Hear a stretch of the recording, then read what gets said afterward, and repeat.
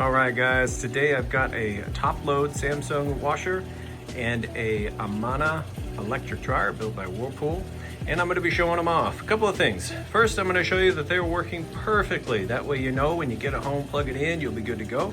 But second, I'm also going to take a second to explain what each machine does, some best practices for getting your laundry done efficiently and correctly. So a lot of people need just a few tips on how these new machines work, and so we're going to kind of serve a couple purposes here with this video. And so starting out here with the Samsung washer, you can see it's filling up.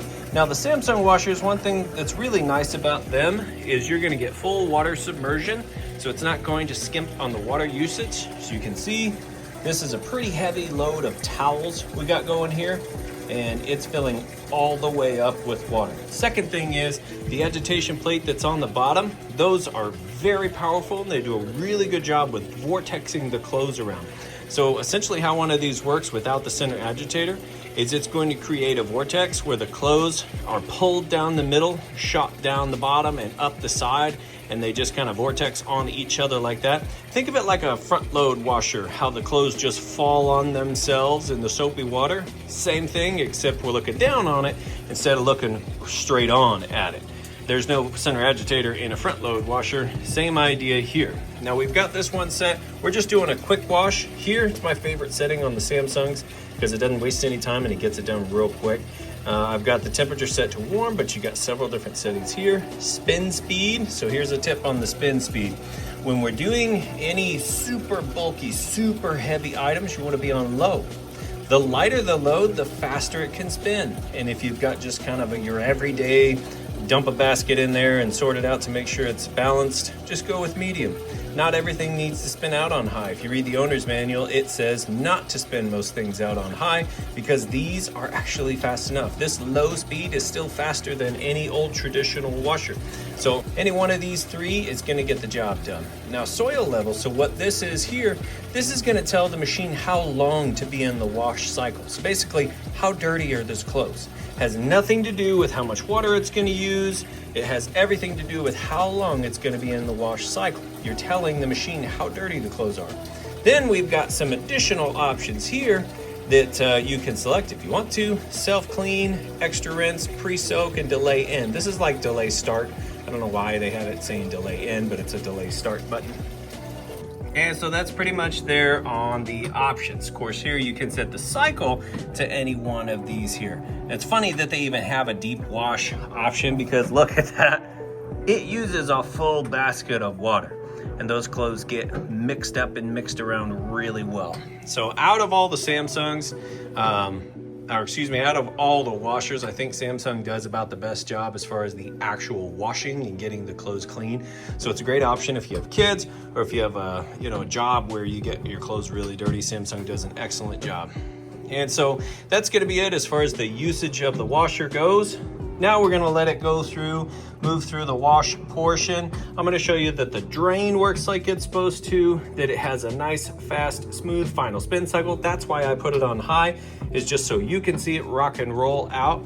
And then once it's all done, we're going to take those clothes and move them over to the electric dryer. And I'm going to show you that everything on the dryer is working perfect. Now a couple of tips here. When it comes to hooking these up, now that you got kind of a general idea of using it, you're going to take your basket of clothes and you're going to start by putting them on one side and kind of working your way around the middle, leaving the middle open, as if there was a center agitator. That's going to ensure that it's going to run balanced, and then you never want to fill it up more than 3/4 the way full, and you don't pack the clothes down in there. You just kind of toss them in and just go around and around, keeping it even and level. Speaking of level, when you install these, you want to make sure that the machine is level because they do spin really fast. So you get to grab a level and put it on here, front to back, side to side. You want to make sure that it's nice and level. And now when you go to hook these up, it's super important that you use steel braided hoses. Take this set for an example.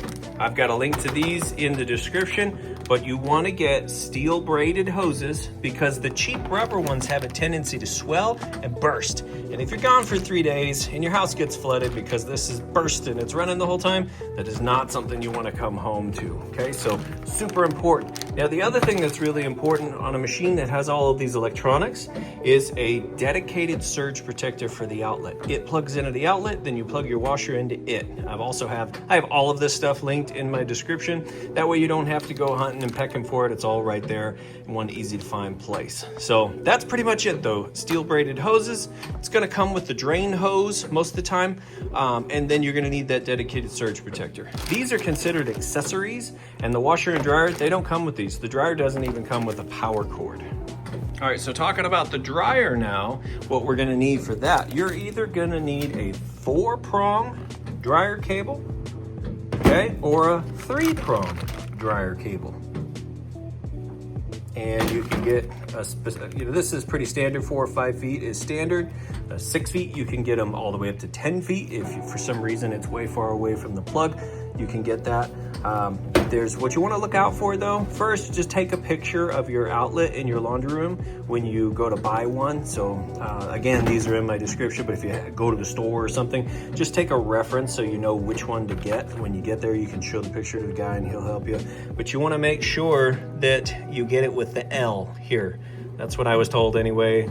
It's like an L for laundry. I guess that'd be a backwards L, but it looks more like an L on this one. But it's for laundry because there is a version of this cord that's flat, so it looks just like this right here. That's for a stove. Same thing on this one. It'll be flat, and that's for a stove. And those will also be 50 amp cords and a little bit thicker. So make sure you don't get that one because that won't work for your electric dryer. It has to be this style here with a little L on it. That's how I remember anyway. And then the last thing you're gonna need is you're gonna need one of these guys. I like this one because it actually has these little hand tighten rings on here versus the ones that use a flathead screwdriver. Flathead screwdriver ones are just super annoying, but these work really well. So once you have this stuff and you have your hoses, you're gonna be able to install these, no problem. It'll be set up. You can leave them if you go out of town. You don't have to worry about them. So that's what I highly recommend for hooking up your washer and dryer. All right, so our washer is draining that water out now. See in here, draining out nice and fast. From here, it's gonna fill back up with fresh water for the rinse cycle. It'll agitate for a bit, then it'll drain that water out, and we'll be on to the final spin cycle next. All right, it's on the rinse cycle now. Just wanted to show you that it filled all the way back up to rinse out with fresh water. Which is great. If you happen to use fabric softener, that's actually a really good thing. I do not recommend fabric softener personally. It kind of sticks to everything inside of the machines like glue. I actually recommend just throwing an extra, one of these sheets, your dryer sheets, just throw an extra dryer sheet in with your clothes when they're drying if you want them to come out nice and soft. That's what I do anyway. It works really well. Do not use fabric softener anymore. Little tip for you. Okay, it's getting started, self-balancing, getting up to speed. Hear the drain running. Now as those clothes throw that water out and the drain sucking it down, it goes faster and faster and faster the lighter the clothes get. And I'll show you on the final spin with just a few minutes to go just how fast it gets going.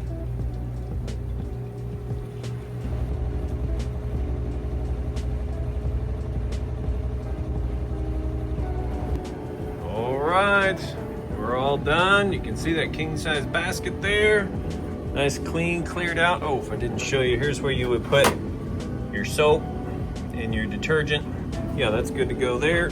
Now we come over here to the electric dryer. We've got it set to time dry with a high heat setting. You've also got a air dry no heat setting, automatic dry on low, and an automatic dry on high. So you have 4 heat settings. The difference between these two is you have this wrinkle prevent right here. This allows you about 60 minutes, about an hour to get back to the clothes where it's gonna kick on for 10 minutes, kick off for 10 minutes, kick on and off and on and off, allowing you that extra time to get back and fold it up before the wrinkles set in. And you can just kind of set it whichever one of these you want. Think of this all the way out here at the edge of the blue as kind of like your 60, 70 minute mark. And Same thing down here. This would be about a 45-50 minute mark and go all the way through, but there's no wrinkle prevent on this one. Then this is for your super delicate items. Here you have the lint trap. You want to make sure this gets cleaned before each and every load.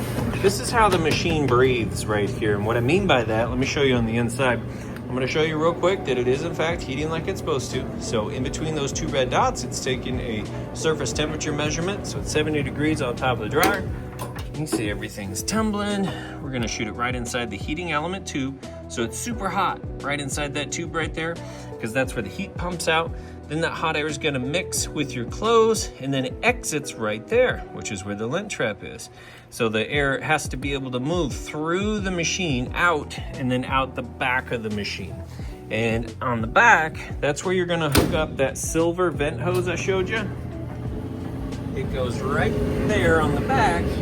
And then let's say you had your hose hole on your wall in your laundry room, you'd hook it up to that and then you'd be venting outside your house or apartment or whatever. But that's how the dryer hooks up. And now you know that this dryer's working perfectly. Sounds great. Nice smooth operation. So we've shown you that both of these are in perfect working order. That way you know when you get it home, plug it in, you'll be good to go. Also got some tips in there on how to use them and kind of a general tip on how laundry is done with these newer machines. So if you guys found this information useful and valuable, please consider liking, subscribing, and sharing. That way it pushes this information out to more people who maybe have never done laundry before, have no clue how these new machines work. Let's help them out and get them this information. It also really helps out the channel. I really appreciate it. And guys, I hope you have a wonderful day. Thanks for taking the time to watch my video.